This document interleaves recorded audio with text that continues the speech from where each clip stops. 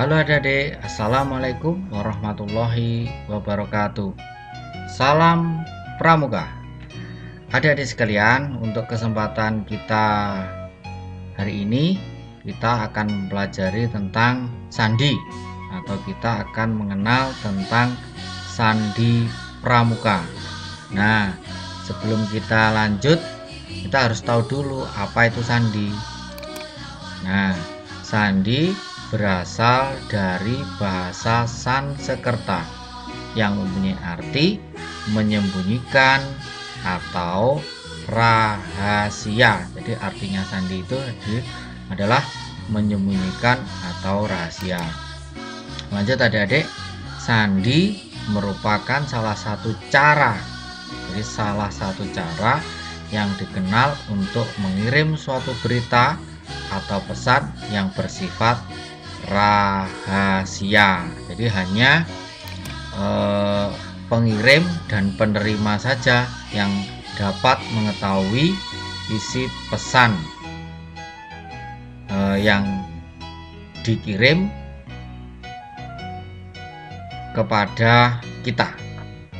Jadi misalnya kita yang mengirim, berarti kita yang tahu, dan misalnya kalian yang menerima, hanya yang mengirim dan menerima saja yang tahu, karena namanya sandi, bersifat rahasia. Lanjut adik-adik, manfaatnya apa sandi? 1.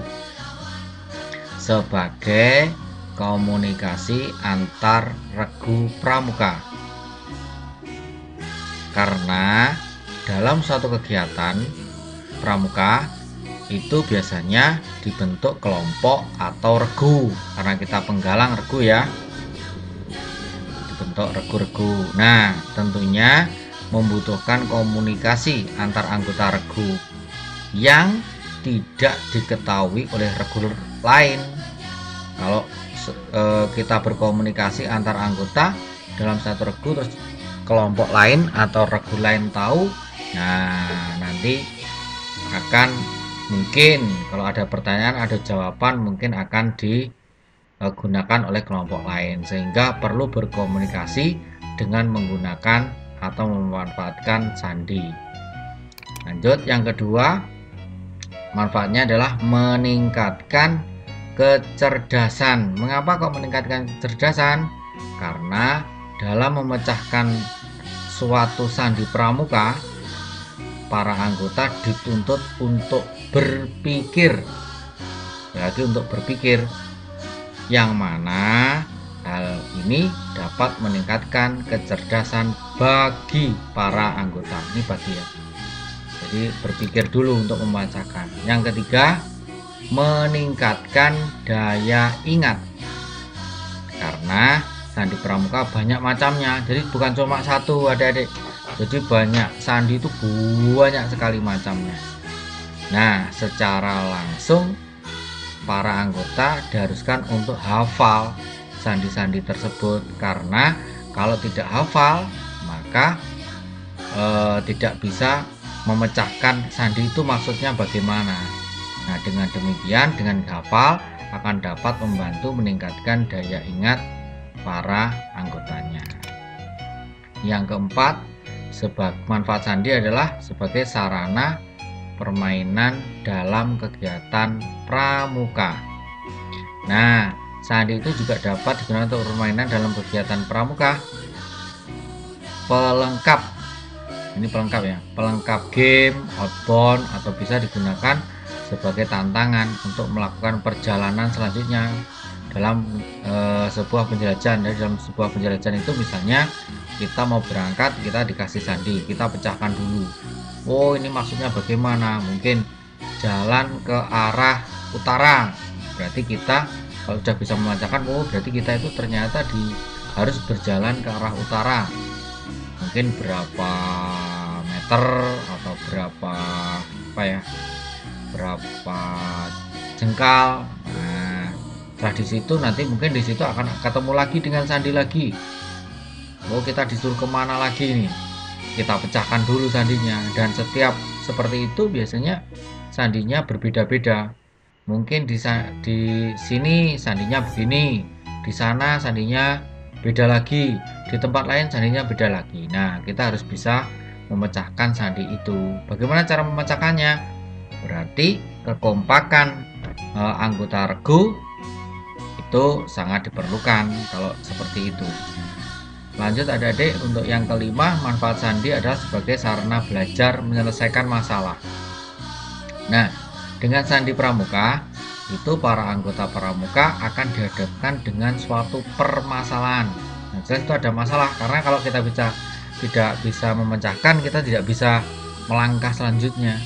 Sehingga belajar untuk berpikir bagaimana cara menyelesaikan sandi-sandi tersebut, yang mana para anggota terbiasa dan dapat diterapkan pada kehidupan sehari-hari untuk menyelesaikan suatu masalah dari tantangan yang dihadapi. Jadi bagaimana kita menyelesaikan masalah secara bersama-sama antar para anggota kalau di kegiatan pramuka. Nah, nanti akan ketahuan mana regu yang giat, regu yang datang duluan, atau regu yang bisa menyelesaikan sandi itu, nanti akan kelihatan. Nah, contoh saja. Coba pecahkan. Ini adalah sebuah sandi ya adik-adik. Kalau seperti ini, ada seperti ini, kita tidak tahu kuncinya, maka kita tidak tahu apa ini. Maksudnya apa? Maksudnya bagaimana? Nah, itu yang dinamakan sandi. Nah, kita kan belum tahu. Adik-adik belum tahu ini apa. Ada huruf C, E, N, Z, H, X, N. Ini maksudnya apa? Nah, kalau kita tidak tahu kuncinya, maka kita tidak bisa memecahkan ini. Nah, coba lanjut ya. Nah, ini tadi sebetulnya sandi AN.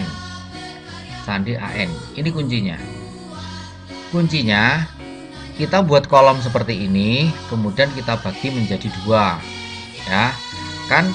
Huruf abjad itu kan ada 26. Nah, ini kita bagi menjadi dua, dari yang atas A, B, C, D, E, F, G, H, I, J, K, L, M, M sampai M ya. N ditaruh di sini, di belakangnya A, di bawahnya A. N, O, P, Q, R, S, T, U, V, W, X, Y, Z. Nah, kan pas kan?